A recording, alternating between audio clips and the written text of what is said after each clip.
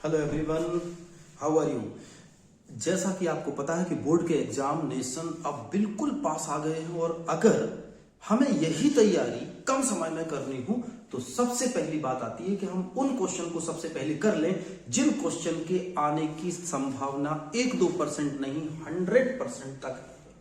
मतलब ये क्वेश्चन वो है जिनकी चांस बन रहे कि 100% अगर आपने इन सारे टॉपिक्स में से जो मैं आपको पढ़ा रहा हूं अगर आपने ये क्वेश्चंस तैयार कर लिए तो ये मान के चलिए कि आपकी 100% प्रिपरेशन इस चैप्टर से है। और आप भी जानते हो बच्चों कि अगर एक चैप्टर आपको कम से कम 10 मार्क्स दे रहा है और अगर आपने इन क्वेश्चंस को तैयार किया तो आप ये मान के चलो कि आपके हर चैप्टर से कम टाइम में 10 मार्क्स तैयार हो रहे हैं। और यही हमारे लिए माइलस्टोन होने जा रहा है बच्चों, इसलिए याद रखना है जितने भी क्वेश्चन अब मैं कराने जा रहा हूं इन क्वेश्चन को छोड़ने का कोई चांस ही नहीं है। आपको ये तैयार करने हैं। पूरी सीरीज आपको देखनी है बच्चों। इस कंप्लीट सीरीज में जिसमें मैं अप्रोक्स 10 लेक्चर लेके आ रहा हूं, हर चैप्टर एक सीरीज में कवर करने की कोशिश कर रहा हूं और उसमें सबसे इंपॉर्टेंट क्वेश्चंस को हमें कवर करना है।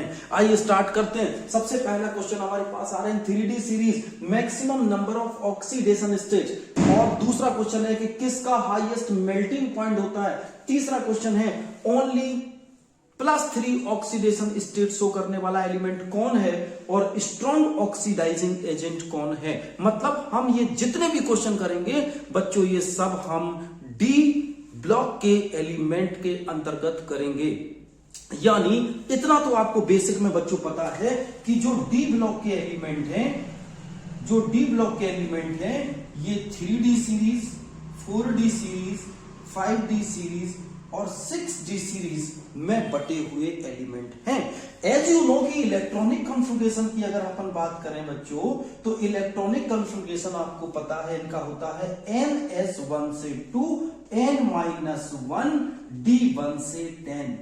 बच्चों this is the electronic configuration. अगर हम 3D की बात करें तो यहां पर 3 आएगा, यहां पर 4 आएगा। याद रखना, वेरी सिंपल।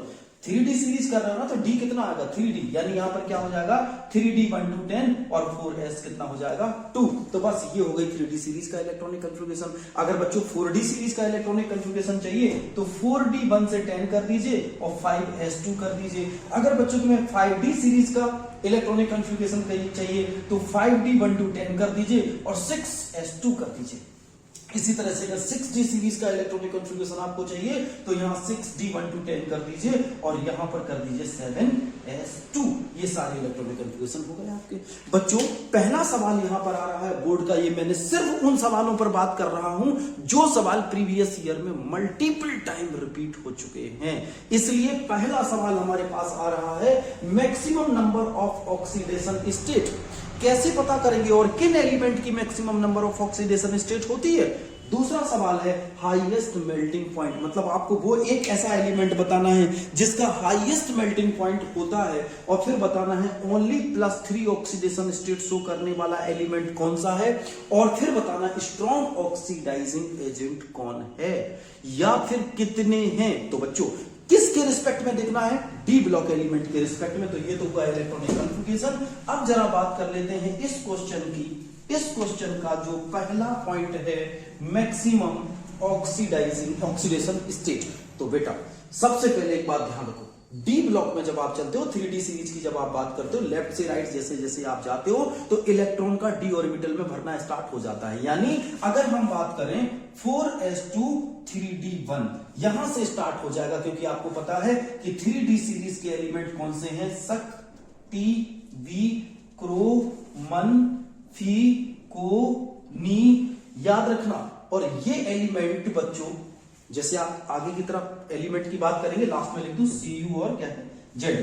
ये 3D सीरीज के एलिमेंट है बच्चों। इनका एटॉमिक नंबर आपको सबको पता होगा। एटॉमिक नंबर कितना होता है 21, 22, 23, 24, 25, 26, 27, 28, 29 और 30। बच्चों याद रखना जिंक को ट्रांजिशन सीरीज में रखा गया है, ट्रांजिशन एलिमेंट में रखा गया है, लेकिन ये एक ट्रांजिशन एलिमेंट की तरह बिहेव नहीं करता क्योंकि इसका इलेक्ट्रॉनिक कॉन्फ़िगरेशन फुलफिल्ड होता है 4s2 3d10। इसलिए बच्चों इसका इलेक्ट्रॉनिक कॉन्फ़िगरेशन स्टेबल है। और अगर बच्चों ये 2 इलेक्ट्रॉन को छोड़ भी देता है तो 3d 10 हो जाएगा और 4s 0 हो जाएगा, इसलिए इसका कलर होता है व्हाइट। मतलब इसके अलावा और कोई इसका कलर होता ही नहीं है, इसका व्हाइट कलर है। क्यों? क्योंकि इसमें dd ट्रांजिशन नहीं है। आप कहें सर dd ट्रांजिशन क्या होता? बच्चों d ऑर्बिटल का एक इलेक्ट्रॉन जब एनर्जी को एब्जॉर्ब करके हायर एनर्जी के उसी d ऑर्बिटल में पहुंचता है, डी ऑर्बिटल के लोअर एनर्जी स्टेट से उसी डी ऑर्बिटल के हायर एनर्जी स्टेट में पहुंचता है, तो एनर्जी को वो एब्जॉर्ब करता है और जब वो वापस लौट के आता है तो एनर्जी को रिलीज करता है और उसी वजह से आपको ये कलर नजर आते हैं, फिक्स वेवलेंथ की जो लाइट इमिट करेगा। अब बच्चों जरा यहां पर बात करो कि जिंक क्यों कलरलेस है। अरे भाई जिंक का इलेक्ट्रॉनिक कॉन्फ़िगरेशन 3d10 4s2 होता है, 2 इलेक्ट्रॉन छोड़ने के बाद बचेगा 3d10 4s0। इसमें dd ट्रांजिशन का तो चांस ही नहीं है क्योंकि फुलफिल्ड है, इसलिए कलरलेस होगा। इस बात को याद रखना बच्चों। अगर यही बात हम कॉपर में कर लें, अगर यही बात हम कॉपर के साथ कर लें कि कॉपर में क्या चांस बन रहा है, तो क्या बनेगा 4s2 3d9। अगर बच्चों बात करो तो यहां पर ग्राउंड स्टेट में इलेक्ट्रॉन, अगर आपने इसके 2 इलेक्ट्रॉन को लूज कर दिया तो क्या हो जाएगा 4s0 3d9। यहां पर dd ट्रांजिशन हो रहा है, अनपेयर्ड इलेक्ट्रॉन है। और बच्चों यही कारण है कि कॉपर यहां पर ट्रांजिशन एलिमेंट भी है क्योंकि फुलफिल्ड नहीं है। दूसरी चीज इसमें कलर्ड आयन भी बनाने की क्षमता है।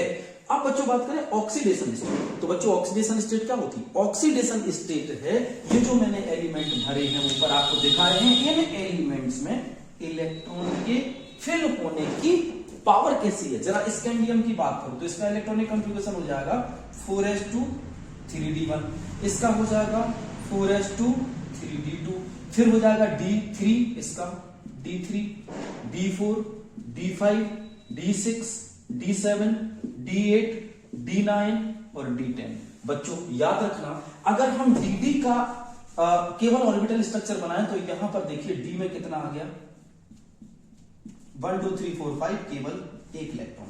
जब आप टाइटेनियम बात करेंगे तो एक और आ जाएगा, वेनेडियम में एक और आ जाएगा, क्रोमियम में एक और आ जाएगा, मैग्नीज में एक और। इसलिए सबसे ज्यादा ऑक्सीडेशन स्टेट कौन सा करेगा बच्चों?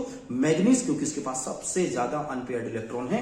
मैग्नीज के बाद जैसे आप आयरन पर आओगे तो यहां पर एक इलेक्ट्रॉन डुप्लीट हो जाएगा और इसकी ऑक्सीडेशन स्टेट गिर जाएगी। सो बच्चों पहले ऑक्सीडेशन स्टेट मैग्नीशियम तक बढ़ेगी फिर घटेगी, क्योंकि मैग्नीज में हमारे पास सबसे ज्यादा अनपेयर्ड इलेक्ट्रॉन है। तो इसका आंसर क्या हो रहा है? Maximum number of oxidation state show करने वाला एलिमेंट कौन है हमारे पास? मैग्नीज। बच्चों दूसरे पॉइंट पर बात करते हैं। सेकंड वन इज ऐसा कौन सा एलिमेंट है 3D सीरीज में जिसका मेल्टिंग पॉइंट सबसे ज्यादा है? तो बच्चों याद रखना है आपको, जिसका मेल्टिंग पॉइंट सबसे ज्यादा है, सेकंड पॉइंट पर बात करेंगे, दैट इज क्रोमियम। और क्रोमियम का मेल्टिंग पॉइंट बच्चों क्या होता है? सबसे ज्यादा होता है। मैक्सिमम मेल्टिंग पॉइंट किसका है?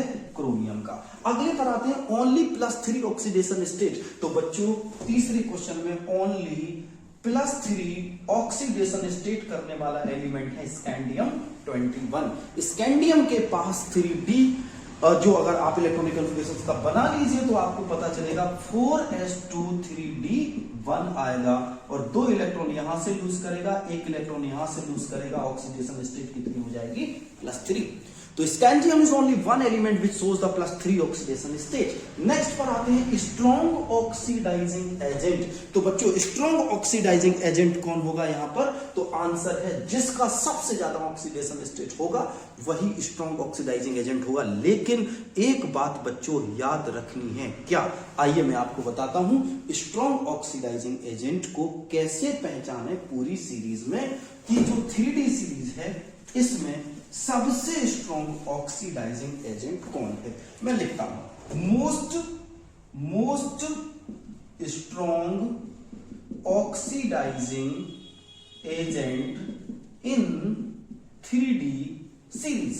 तो बच्चों आपको पता है कि 3D सीरीज के एलिमेंट्स की अगर इलेक्ट्रॉनिक कॉन्फ़िगरेशन आप बनाए तो +3 Mn की बात करो जरा। Mn बेटा 2 Mn और Mn बनाता है +3। अगर मैं इस दोनों का कंपैरेटिव स्टडी आपसे बोलूं कि करिए कि एक बार Mn +2 है और एक बार Mn +3 है, तो बच्चों एक बात खुद सोचिए आप कि अगर इलेक्ट्रॉनिक कॉन्फ़िगरेशन हाफ फिल्ड हो जाएगा तो वो मोस्ट स्टेबल हो जाएगा, यस और नो।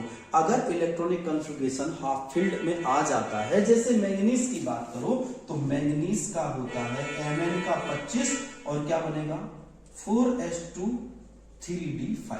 बच्चों ये बनेगा कि नहीं, ये बनेगा कि नहीं। अगर मैंगनीज बेटा याद रखना, अगर मैंगनीज 2 इलेक्ट्रॉन को लूज कर देता है तो इसका स्टेबल इलेक्ट्रॉनिक कॉन्फ़िगरेशन बन जाएगा कि नहीं बन जाएगा। तो Mn+2 अगर ऑक्सीडेशन स्टेट 2 यहां शो कर रहा है, इसका मतलब है कि Mn का half field electronic configuration exist हो जाएगा और इस वजह से यहां पर हमें आंसर में लिख देना है कि Mn ही इसका सही आंसर है। Manganese showing the most stable due to half field D5 configuration. Clear. चलिए तो मैंगनीज इसका आंसर हो गया। अगले सवाल पर पहुंचते हैं, क्वेश्चन नंबर बच्चों दूसरे पर पहुंचते हैं। क्वेश्चन नंबर दूसरा क्या कह रहा है बेटा, टाइटेनियम एटॉमिक नंबर दे दिया 22 +4 है, वेनेडियम +2 है 23, मैग्नीज +3 है 25 एटॉमिक नंबर, क्रोमियम +3 है। इन 4 एलिमेंट को दिया गया है और चारों एलिमेंट में से आपसे क्या क्या पूछा है, जरा क्वेश्चन पर नजर मार लीजिए। तो सबसे पहला क्वेश्चन आपसे यहां पर है, most stable in aqueous solution. इन सभी में मोस्ट स्टेबल एक्वस सॉल्यूशन में कौन है। तो बच्चों हमारे पास दिया है टाइटेनियम +4, वेनेडियम +2, Mn +3 और क्रोमियम +3। एटॉमिक नंबर भी बच्चों इन सब के आपको दे दिए गए हैं। कितने कितने दिए हैं, 22, 23, 25 एंड 24। बच्चों अगर इनका इलेक्ट्रॉनिक कॉन्फ़िगरेशन बनाया जाए, क्योंकि इनके पास चार्ज भी आपको दिख रहे हैं, तो सबसे पहले कितना आएगा 3d0, टाइटेनियम में आ जाएगा 3d0। इलेक्ट्रॉनिक कॉन्फ़िगरेशन आप बना के देख लीजिए, पेन कॉपी उठाइए, इमीडिएटली इलेक्ट्रॉनिक कॉन्फ़िगरेशन बनाइए। वेनेडियम +2 का आ जाएगा आपके पास कितना, दूसरे का बनाओ, कितना आया 3d3, यस इसका कितना आया 3d3। मैग्नीज का बनाइए बेटा 3d4, ठीक है, मैग्नीज का आएगा 3d4 और क्रोमियम 24 में अगर 3 इलेक्ट्रॉन आपके चले गए तो कितना इलेक्ट्रॉनिक कॉन्फ़िगरेशन आएगा 3d3, इसका भी आ जाएगा 3d3। तो बच्चों ये तो होगा इनके इलेक्ट्रॉन। आपको अगर ऐसा कभी सवाल आ जाए तो सबसे पहले पेन कॉपी उठा के इलेक्ट्रॉनिक कॉन्फ़िगरेशन आपको बच्चे बना लेना है। इलेक्ट्रॉनिक कॉन्फ़िगरेशन बनाओगे, टाइटेनियम +4 है 22 में से अगर 4 इलेक्ट्रॉन चले जाएंगे तो डी में बचेगा क्या, आप खुद सोचो ना। तो 3d0, 3d3, 3d4 और 3d3। अब जरा बात करते हैं, सवाल क्या पूछ रहा है, most stable in aqueous solution. तो बच्चों कैन यू टेल मी कि सबसे ज्यादा स्टेबल एक्वस सॉल्यूशन में कौन होगा। अगर E0 वैल्यू की बात करें बच्चों तो वेनेडियम +3 से वेनेडियम +2, E0 वेनेडियम +2 से वेनेडियम +3 -0.26 वोल्ट होता है। ये आप नोट कर लीजिए पहले, -0.26 वोल्ट। और अगर इसी का क्रोमियम के साथ बात करें, क्रोमियम +3 से E0 फॉर क्रोमियम +3 से क्रोमियम +2, इसका होता -0.41 वोल्ट।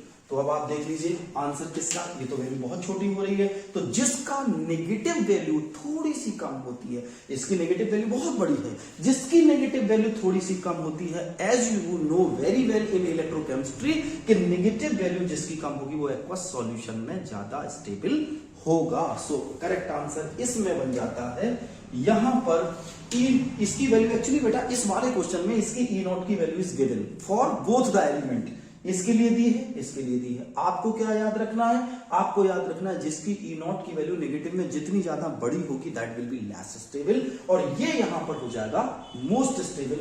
ये क्वेश्चन एक इंपॉर्टेंट क्वेश्चन यहां पर बन जाता है बच्चों। तो हमारे पास वेनेडियम और क्रोमियम में पूछा गया था, इन दो में तो सबसे ज्यादा करेक्ट आंसर यहां पर जो वैल्यू दिख रही है उसके अकॉर्डिंग करेक्ट आंसर क्या बन रहा है, वेनेडियम +2 से +3 में -0.26 वोल्ट और यहां पर क्रोमियम +3 से +2, यानी बेटा एक इलेक्ट्रॉन ये गेन, यहां से एक इलेक्ट्रॉन ये लूज हो रहा है यहां से, और एक इलेक्ट्रॉन यहां पर क्या हो रहा है, यहां पर +3 से +2 यानी गेन हो रहा है। क्लियर। तो ये वाला सवाल ध्यान रखना बेटा, मोस्ट स्टेबल, इस वाला सवाल हो गया इन एक्वस सॉल्यूशन। अब आ जाते हैं बेटा स्ट्रॉन्ग ऑक्सीडाइजिंग एजेंट। तो याद रखना स्ट्रॉन्ग ऑक्सीडाइजिंग एजेंट, फिर से वही बात, मोस्ट स्ट्रॉन्ग ऑक्सीडाइजिंग एजेंट आपको केवल याद रखना है Mn को, मोस्ट स्ट्रॉन्ग ऑक्सीडाइजिंग एजेंट। ये तो आपको पहले सवाल में भी मिल गया था, कौन सा है, Mn है। फिर क्या है, which is colourless and Y, इन सभी में कलरलेस कौन है यार, देखने से ही पता चल रहा ना बच्चों। कलरलेस कौन सा बन रहा है, टाइटेनियम आपके पास कलरलेस बन रहा है, क्योंकि डी में कोई भी इलेक्ट्रॉन नहीं है। तो कलर, इसका सही आंसर सारे आपके सामने आ गए। तो एक बार इन सारे आंसर को मैं फाइनली लिख दे रहा हूं कि इनके आंसर क्या क्या हुए। चलिए नोट करें जल्दी जल्दी, सही सही, करेक्ट करेक्ट। सबसे पहला मोस्ट स्टेबल एक्वस सॉल्यूशन पहला हो गया, किसका है बच्चों, क्वेश्चन नंबर दूसरे का, तो क्या हो जाएगा B+2। दूसरा आंसर क्या है, स्ट्रॉन्ग ऑक्सीडाइजिंग एजेंट कौन हो जाएगा, Mn++। तीसरा क्या है, which is colourless and by titanium +4, D0 की वजह से नो डी ट्रांजिशन। नोट करें इसमें डी ट्रांजिशन नहीं है, मतलब इलेक्ट्रॉन को एब्जॉर्ब करके हाई एनर्जी लेवल में जाने की क्षमता यहां पर नहीं है। डी ट्रांजिशन ना होने की वजह से याद रखना बच्चों, कलरलेस कौन हो जाएगा, कलरलेस हो जाएगा हमारे पास टाइटेनियम। क्लियर। नेक्स्ट क्वेश्चन, चलिए क्वेश्चन नंबर तीसरा क्या बोल रहा है, क्वेश्चन नंबर तीसरा, क्वेश्चन नंबर तीसरा, atomic size in 3D series, left to right. अरे यार चलो बता देते हैं, सक टी बी क्रोमन फी कोनी सी यू जेड एन, ये है बेटा। जब लेफ्ट से राइट आप जाते हैं ना, तो एटॉमिक नंबर देखो 21, 22, 23, 24, 25, 26, 27, 28, 29 और ये क्या हो गया 30। लेफ्ट से राइट जाने पर एटॉमिक नंबर बढ़ रहा है। तो बच्चों किसी भी एटम की साइज दो चीजों पर डिपेंड करती है, एक तो स्क्रीनिंग इफेक्ट और दूसरा इफेक्टिव न्यूक्लियर चार्ज। दो चीजों पर डिपेंड करती है, कौन कौन सी, यानी atomic size directly proportional to number 1 effective nuclear charge and screening effect. Screening effect बेटा, जब लेफ्ट से राइट पर जाओगे तो डी में इलेक्ट्रॉन कितना आ रहा है, यहां पर कुछ नहीं, यहां पर कितना देखो, डी में धीरे धीरे इलेक्ट्रॉन बढ़ रहे कि नहीं बढ़ रहे, आप बताओ। देखो यहां से इससे पहले कुछ नहीं, इसके बाद में बात करो स्कैंडियम, कितना हो जाएगा 4s2 3d1। अच्छा जी, डी में केवल एक इलेक्ट्रॉन, यहां पर बात करो 4s2 3d2, डी में आ गए 2 इलेक्ट्रॉन, यहां पर 4s2 3d3, बहुत सुंदर, डी में आ गए 3 इलेक्ट्रॉन, यहां पर 4s2 3d4 ग्राउंड स्टेट पर, हालांकि ये एक इलेक्ट्रॉन यहां पर एक्साइटेड स्टेट में आ जाएगा। Mn की कंडीशन बच्चों क्या है, 4s2 3d5, मजा आ गया, हाफ फिल्ड हो गया। इसके बाद FeCONi, इन सब की एटॉमिक साइज लगभग सेम रहती है, याद रखना। मैंने बताया था FeCONi, RuRHPG, OSIRPT, इनके लगभग साइज सेम मिलेंगे आपको। अब जरा देखो बेटा, जब आप लेफ्ट से राइट जाते हो ना, तो क्या हो रहा है, डी में इलेक्ट्रॉन भरना शुरू हो रहा है। यहां पर डी में एक इलेक्ट्रॉन, फिर 2 हो गए, फिर 3 हो गए, फिर 4 हो गए, फिर 5 हो गए। अब डी में जैसे आप आयरन से आगे या आयरन पर आओगे तो तुम्हें मिलेगा 4s2 3d6। बच्चों देखो यहां पर पेयरिंग होनी शुरू हो गई, डी में मैक्सिमम इलेक्ट्रॉन 5 रह सकते हैं, यहां पर पेयरिंग होनी शुरू हो गई।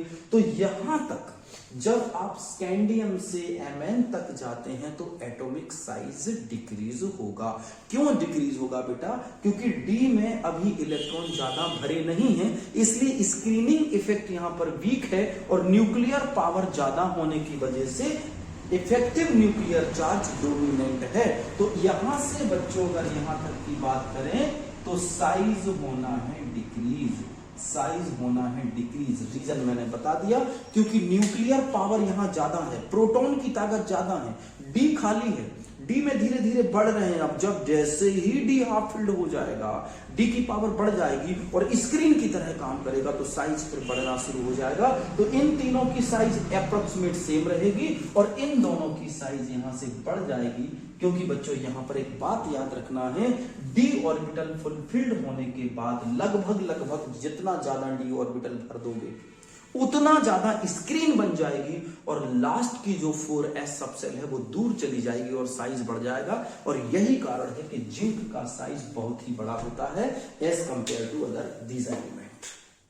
तो लेफ्ट से राइट जाने पर मैग्नीज तक बच्चों याद रखना है इफेक्टिव न्यूक्लियर चार्ज डोमिनेंट रहेगा, न्यूक्लियस अपने सारे इलेक्ट्रॉन को खींचेगा और साइज छोटा होगा। लेकिन जैसे ही एक बार डी यहां पर हाफ फिल्ड के बाद पेयर होना शुरू होंगे डी ऑर्बिटल के इलेक्ट्रॉन, वहां पर स्क्रीन भी स्ट्रांग हो जाएगी और स्क्रीन स्ट्रांग होने की वजह से एस ऑर्बिटल पीछे की तरफ खिसक जाएगा और यहां से साइज बढ़ना शुरू हो जाएगा। तो अभी तक हमने ये देखा atomic size in left to right 3D series. अब बात करते हैं इंटरस्टिशियल कंपाउंड। इसका एसएस ले लीजिए बच्चों, इंटरस्टिशियल कंपाउंड क्या होते हैं जरा बात। चलो बच्चों, इंटरस्टिशियल कंपाउंड एक्चुअली वो कंपाउंड होते हैं जब किसी सॉलिड के लैटिस में छोटे छोटे एटम बीच में आ जाएं। When boron, carbon, nitrogen etcetera small atoms present in the lattice of metals, इसको कहते हैं इंटरस्टिशियल आयन। तो इंटरस्टिशियल आयन में आपको केवल इतना ही नोट करना है कि जब मेटल के लैटिस के बीच में BCN टाइप के एटम एलिमेंट आ जाए वो इंटरस्टिशियल कंपाउंड बनाते हैं। अगले पर चलते हैं, why transition element form Alois. Very good, alloy form क्यों करते हैं बच्चों? बहुत सिंपल सवाल है ये तो। एलॉय, इसमें आपको दोनों तरह के सवाल मिलेंगे, कुछ क्रिटिकल क्वेश्चंस भी मिलेंगे, कुछ आसान भी मिलेंगे। तो आपको बताना है एलॉय क्यों बनते हैं।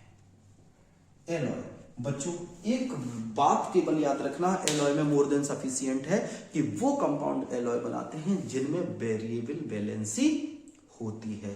तो variable valency of D blocks elements वो शो करते हैं बच्चों एलॉय फॉर्मेशन। ब्रास हुआ, ब्रोंज हुआ, इनके एक एक एग्जांपल आपको याद रखना है। इसके बाद आ जाते हैं transition element act as a catalyst. क्यों? सेम है बेटा, कैटलिस्ट क्योंकि multiple type of oxidation state होती है। तो कैटलिस्ट में आपको आंसर क्या लिखना है? कैटलिस्ट में आपको बच्चों आंसर लिखना है वेरिएबल ऑक्सीडेशन स्टेट, ये वर्ड आपको डालना है। फिर आता है titanium to copper why density increases. Most important question है, तीसरा क्वेश्चन चल रहा है, चौथे का पहला, चौथे का दूसरा, चौथे का तीसरा। बच्चों कॉपर, टाइटेनियम से कॉपर तक पूछ रहा है कि डेंसिटी इंक्रीज क्यों होती है। अरे भाई साहब, डेंसिटी इसलिए इंक्रीज होती है कि जब आप लेफ्ट से राइट जाएंगे, स्कैंडियम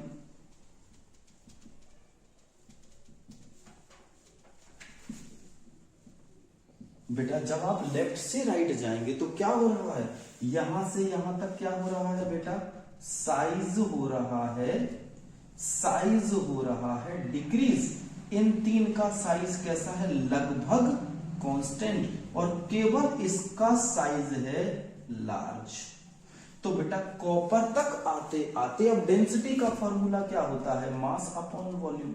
तो बेटा एक बात बताओ ना, जब यहां से जाकर के एटॉमिक वॉल्यूम डिक्रीज हो रहा है, ये कम हो रहा है, तो ये इसके डायरेक्टली प्रोपोर्शनल है। तो होगा क्या?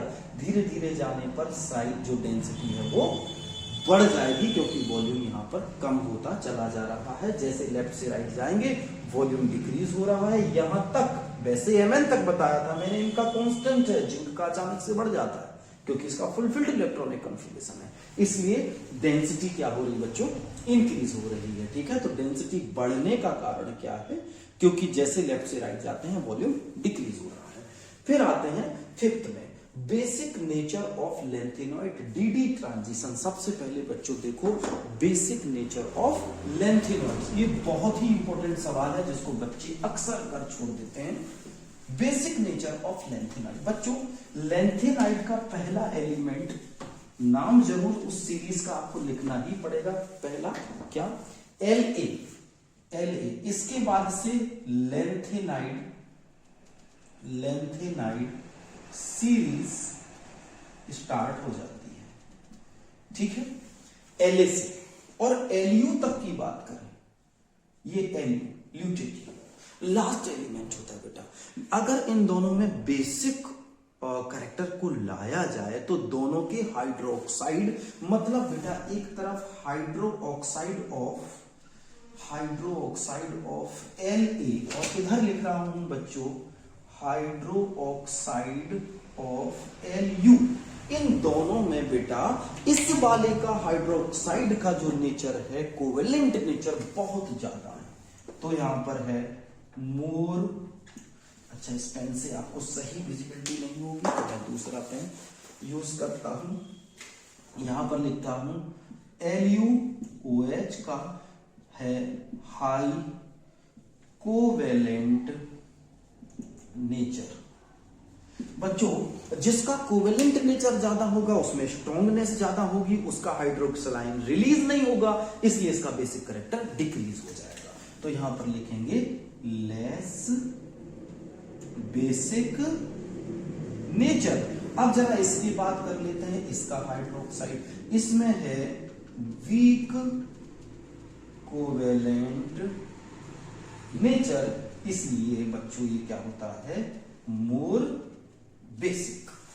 ये मोर बेसिक हो जाएगा। अगले पर आते हैं हम लोग, और हो गया अपने पास बेसिक नेचर ऑफ लैंथेनाइड, फिर है डीडी ट्रांजिशन और MLCT थ्योरी। ये क्या होता है बच्चों, जरा बात कर लेते हैं कि डीडी ट्रांजिशन और MLCT थ्योरी। देखो बच्चों अभी बताता हूं MLCT थ्योरी होती क्या है। बच्चों सबसे पहले हम बात करते हैं डीडी ट्रांजिशन क्या है। बेटा अगर डी ऑर्बिटल इस तरह से है और इसमें मान के चलिए ये कंडीशन है, इसमें अनपेयर्ड इलेक्ट्रॉन्स हैं, जब ये एनर्जी को absorb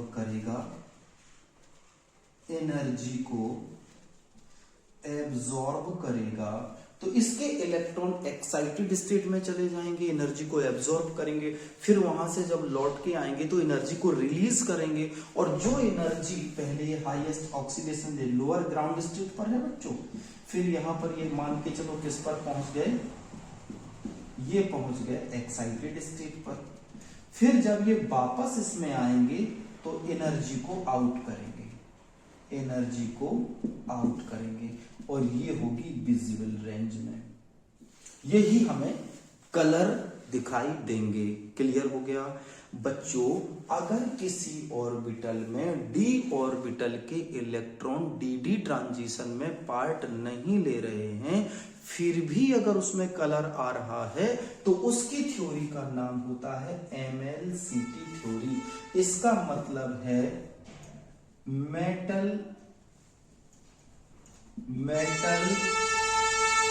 ligand charge transfer theory.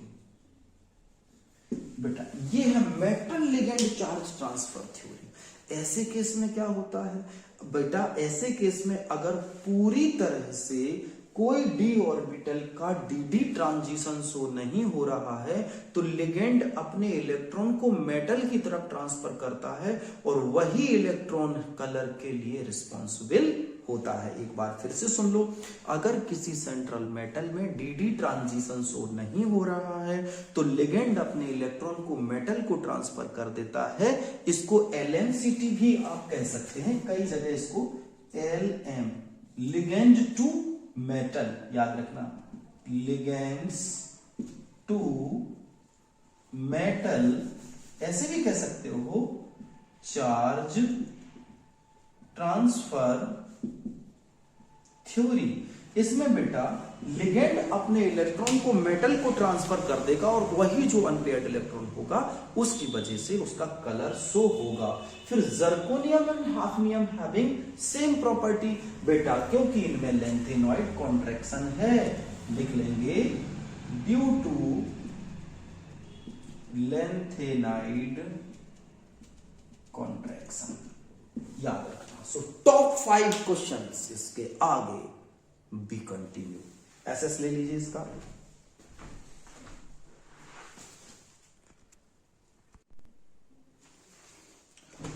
Okay, SS ले लिया होगा और अब ये छोटे छोटे कुछ सवाल और डी ऑर्बिटल, डी ब्लॉक के एलिमेंट्स के सारे इंपॉर्टेंट क्वेश्चन हम इस लेक्चर में खत्म कर लेंगे। बच्चों पहला सवाल है E naught value for Mn plus plus and Mn plus 3 is highly positive. ये सवाल मल्टीपल टाइम आया बेटा, याद रखना। अगर कोई सवाल मैं बोल रहा हूं कि बहुत बार आया और इंपॉर्टेंट है तो please make it star mark, क्योंकि इसमें दम है सवाल में। वो कह रहे हैं कि Mn plus plus and Mn plus 3 is highly positive. ये आपको एक्सप्लेन करना है क्वेश्चन नंबर 6 में। बच्चों एक बात बताओ, बहुत बेसिक से क्लियर कर लो इसका। Mn का इलेक्ट्रॉनिक कॉन्फ़िगरेशन अगर हम बनाएं तो 4s2 3d5 बनता है बेटा, सबको पता है। अगर हम इसमें से 2 इलेक्ट्रॉन को बच्चों लूज कर दें, या पहले हम 3 इलेक्ट्रॉन को लूज करें, अगर Mn में से आपने निकाल दिए -3 इलेक्ट्रॉन बेटा, तो ये बन जाएगा 4s03d4, जो कि बिल्कुल भी स्टेबल नहीं है। देखो आप, Mn से 3 इलेक्ट्रॉन हटाने पर बनेगा 4s03d4, जबकि D को कितने इलेक्ट्रॉन की जरूरत है? 5 को। इसलिए इमीडिएटली ये क्या करेगा बेटा, यहां से 1 इलेक्ट्रॉन को इसको गेन करने की क्षमता ये रखता है। तो इसमें हम लिख देंगे अनस्टेबल इलेक्ट्रॉनिक कॉन्फ़िगरेशन, जबकि बेटा ये है किसका? Mn प्लस 3 का।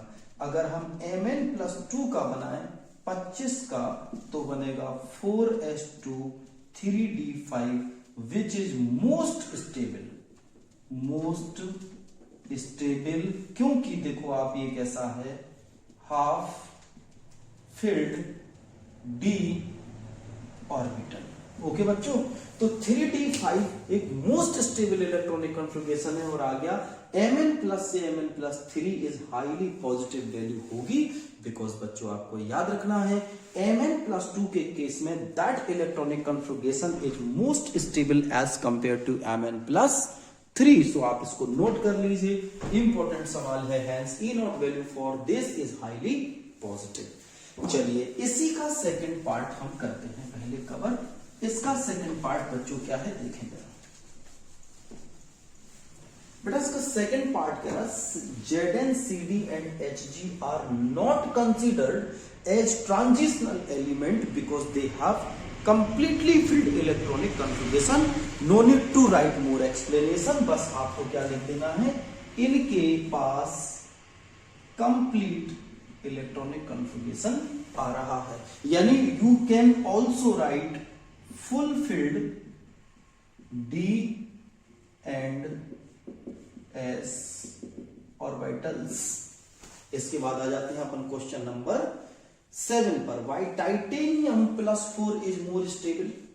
Ti। अब बात करते हैं क्वेश्चन नंबर 7 की। Titanium plus 4 is most stable. बच्चों इसका एटॉमिक नंबर कितना गिवन है हम लोगों को?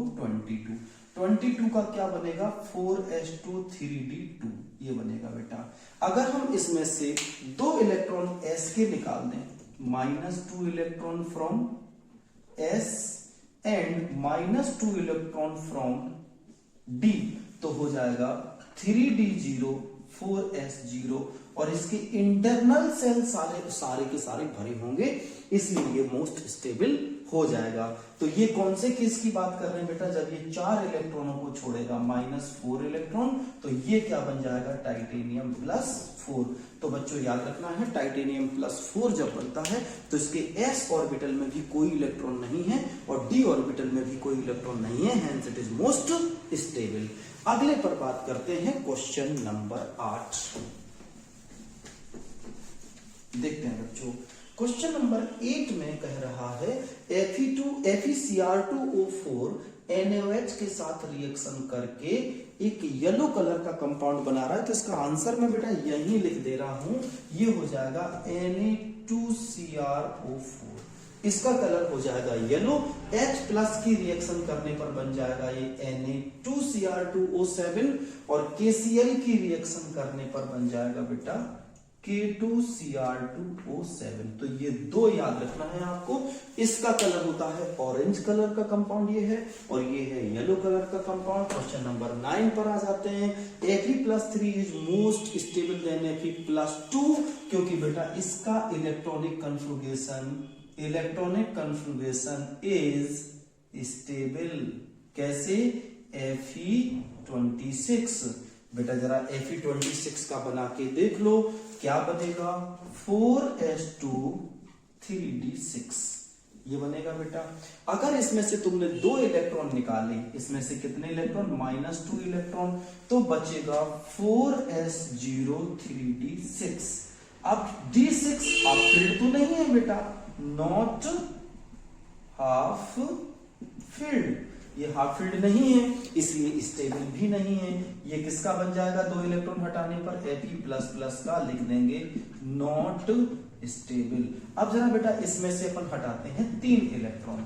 जब आपने बेटा 3 इलेक्ट्रॉन हटाए तो बन जाएगा 4s0 और ये बन जाएगा 3d5। Yes, this is half filled d orbital, so ये है स्टेबल d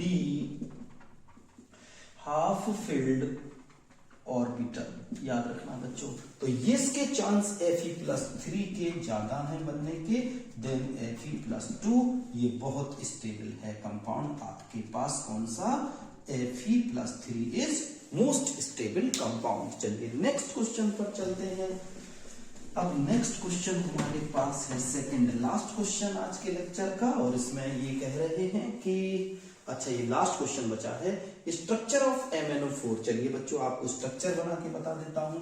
MnO4 1- का स्ट्रक्चर Mn, यहां पर O, यहां पर O, यहां पर O, और ये आपको कर देना है minus. This is the structure of MnO4 1-। Last question 2K MnO4 से बनाना है, हीट कर देना है। तो बच्चों ये मैं यहीं पर लिख दे रहा हूं, अगर आप 2K MnO4 को हीट करते ना बेटा, तो यहां पर बनता है K2 MnO4। क्या बनता है, K2 MnO4। तो ये इसके अलावा आपको थोड़ा सा ध्यान रखना है लेंथेनाइड और एक्टिनोइड कॉन्ट्रैक्शन पर, और इसके मल्टीपल क्वेश्चन जितने भी हैं उनको आप ट्राई करना बच्चों। इस सीरीज को बराबर देखना, इसके सारे लेक्चर आपकी 100% प्रिपरेशन करा देंगे। This is my promise to you.